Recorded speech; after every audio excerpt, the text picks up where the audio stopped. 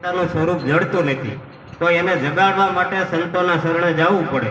કારણ કે કોઈ પ્રગટ દીવો હોય અને પ્રગટ દીવારે જ્યારે જ્યોત અડાડે ત્યારે જ એમાં પ્રગટ થાય. એટલે ગોરખનાથના શાક પૂરી કે હે મનસા માલણી જાગતા નર સેવ, તો તને મળે નુરીજન દેવ. કારણ કે સંતો શાક પૂરે છે કે પથ્થર પૂજે હરી મિલે તો કે મેં પૂજું પહાડ. કારણ કે જો પરમાત્મા મળતો હોય તો આ એક નાનો નહીં, હું તો આખો ડુંગર પૂજું. પણ કોઈ જાગતા પુરુષનો કે તમે સંગ કરો તો જ એમ સેમ તમને પરમાત્મા ઓળખાવી દે. કારણ કે કબીર સાહેબે કીધું કે બેઠે ન કીધું આય કૂતો હોળ્યો નહીં, અને ઊભે ન કીધું આય કે આમાં મારે કિસી કો લાગુ પાય. કારણ કે એ બધા જે પદ પામી અને સ્થિર થઈ ગયા છે, તો હવે એ નાચી તમને જવાબ નહીં મળે. તમારે જવાબ જોતો હોય તો પ્રગટ પુરુષ અત્યારે વર્તમાનમાં હોય એના શરણે ગયા વગર આ વસ્તુ પ્રાપ્ત નહીં થાય. એટલે આપણને સંતો જગાડે છે. એટલે એ મીરાબાઈ કહે છે હંસલો ને બગલો રંગ બેઉના એક છે પણ આહાર જુદો જુદો. તો એ હંસલો બગલો આપણને જ કહેવા માંગે છે કે આ માણા બે હરખા જ હોય. આમાં બે ગતિ છે, એક હંસ ગતિ છે અને એક બગલા વૃત્તિ છે માણસની માત્ર. એટલે જે બગલા વૃત્તિ છે એ એની વૃત્તિ બહાર વિષય વાસનામાં ફરે છે, એને બગલા વૃત્તિ કીધી. અને હંસ ગતિ છે, કારણ કે સંતોના શરણે જઈએ એટલે આપણને હંસ ગતિ મળે. અને હંસ ગતિ મળે ને એટલે એને પારક દ્રષ્ટિ મળે. કે આપણે કહીએ ને કે હંસ સાસ બોલે એટલે કે દૂધ ને પાણી જુદા કરી નાખે, એમ તમને પારક દ્રષ્ટિ મળે. આમાં સત્ય હું, અસત્ય હું, ધર્મ હું, અધર્મ હું, શાશ્વત હું, નાશવત હું, આ બધીની પારખ તમને મળે. એટલે એને હંસ ગતિ કહેવાય. તો એ જેને હંસ ગતિ મળે છે એ આ કોઈ પણ વાણી હોય કે કોઈ શબ્દ હોય એની પારક દ્રષ્ટિ મળી જાય. કારણ કે એને સદગુરુને શરણે બધું સોંપી દીધું, તન મન ધન, અને એ કુરબાન સમર્પણ ભાવ કરી દીધો છે. જેને સદગુરુ શરણે બધું અર્પણ કરી દીધું છે, એટલે એને એ જે સમર્પણનો ભાવ થઈ ગયો એટલે પછી એની ઉપર બધું નાખી દીધું. જે કાંઈ છો એ મારા સદગુરુ તમે બધું હકાલો છો, આવો જેનો ભાવ થઈ ગયો એને આ વાણી બનાવી શકે. એવા કોયલ ને કાગરે એ રંગે રૂપે એક છે રે દી.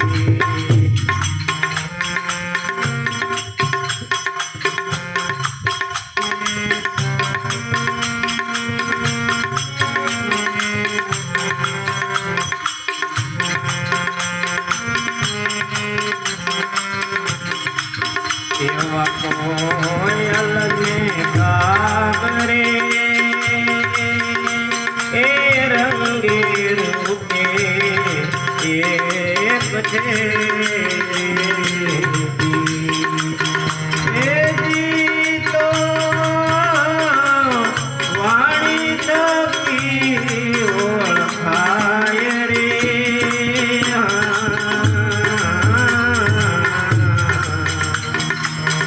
તારી આત્માને ઓળખ્યા વિના રે એ લખતો રાતી નહીં તો મટે.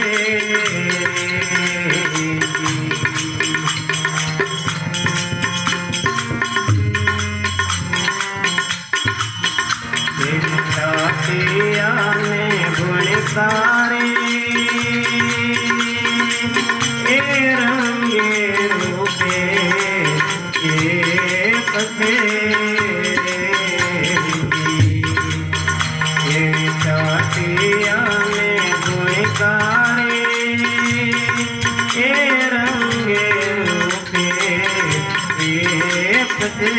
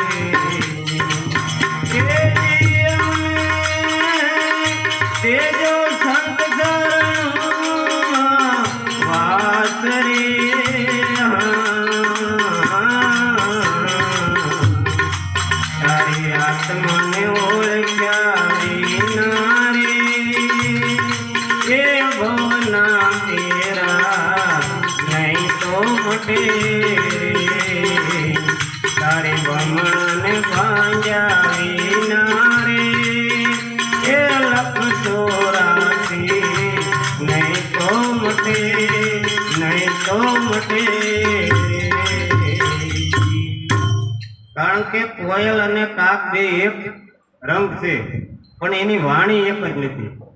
કારણ કે વાણી જોવો તો વિકાર નહીં, ઉગડ્યું હીરાનું ખાણું, અતિ આનંદ કે આવું સુગરાનું સુખ હું વખાણું. કારણ કે વાણી અને નેણ આમાં બે જ ફરે. જેની વાણીમાં કોઈ દી વિકાર ન હોય એની વાણી નિર્મળ થઈ જાય.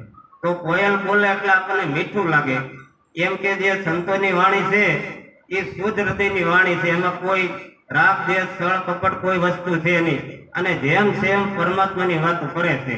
અને બીજી જે 12 વૃત્તિની વિષય વાસનાની જે વાતો કરે છે, તો એ કે કોયલ અને કાક એટલે એની વાણી કર્કશ હોય તો એમાં આપણને રુચિ નથી આવતી. અને સંતોની વાણી તમે જુઓ, કેટલા સંતોએ વાણી બનાવી અને કેટલા સંતોને આપણે ભજન ગાઈએ છીએ. એકનું એક ભજન 100 વાર ગાઈએ તો આપણને કેમ આનંદ આવે? કારણ કે એની વાણી પોતાનું જીવન એમાં ખર્ચી નાખ્યું છે, અને એ પોતા પદ પામવા હાટુથી આખું જીવન એમાં એને સમર્પણ કર્યું. એટલે એમાં એનો પ્રાણ કર્યો છે અને એને એવું એનું જીવન બનાવ્યું, એટલે એ આપણને મીઠી લાગે છે. એમ કે સતી અને ગુણિકા રંગે રૂપે એક છે, પણ એ સેવા થકી ઓળખાય. તો આપણે લૌકિક દ્રષ્ટિએ કદાચ એમ કહીએ કે સતી નારી જે એનો પતિ છે પરમેશ્વર, એનો જે એનો પતિ છે એ જ પરમેશ્વર, એના સિવાય કઈ વૃત્તિ ન રાખે તો એ સતી નારી છે, એમ લૌકિક દ્રષ્ટિમાં એમ કે. પણ સંતોની આધ્યાત્મિક દ્રષ્ટિમાં સુરતા અને વૃત્તિની વાત કરી છે. જેની સુરતા અખંડ નામની અંદર રહે એ સતી નારી, અને જે વૃત્તિ શારીરિક ઓર વિષય વાસનામાં ભટકે એટલે કે એ સતી નારી સેવા થકી ઓળખાય. સતી અને ગુણિકા, ગુણિકા કયો એટલે વૃત્તિ, કારણ કે વૃત્તિ છે શારીરિક ઓર ભટક્યા કરે છે એને ગુણિકા કહેવાય. અને જે સતી નારી છે એ એને એક જ નામ, એક જ અલગ, એક જ નામ, એક જ આત્મા, એક જ ગુરુ, એક જ લક્ષ્ય જેને નક્કી થઈ ગયું છે એની સુરતા ક્યાંય બીજે ન જાય, અને સતી નારી કીધું. એટલે કે મીરાબાઈ કે ગુરુના પ્રતાપે બોલ્યા મીરાબાઈ, પણ દેજો અમે સંત શરણમાં વાસ. તમે જો સાંભળો, કોઈ પણ ભજનમાં એમ જ કે સંત શરણમાં વાસ, કા સદગુરુ શરણમાં વાસ.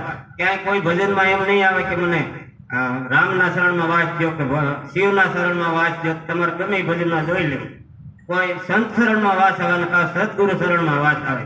કારણ કે જે તમારે વસ્તુ પ્રાપ્ત કરવી છે એ આ બે ઠેકાણા સિવાય ક્યાંય આ વસ્તુ પ્રાપ્ત થાય એવી નથી. અને જેને જેને થઈ છે એટલે એ નાથી થઈ છે, એટલે એમ કે એના શરણમાં વાત થઈ જાય. એટલે આવું બધા સંતો આપણને સૂચવે છે. અને ઘણી વાતો તો ઘણી છે, એનો કોઈ વાણી ખાણીનો પાર આવે એવું નથી. પણ હવે આ બધા સંતો આવ્યા છે, બધા થોડું થોડું બોલે, અને અહીં મારી વાણીને વિરામ આપીને હું વિરામ આપું છું. બોલો સદગુરુ મહારાજ.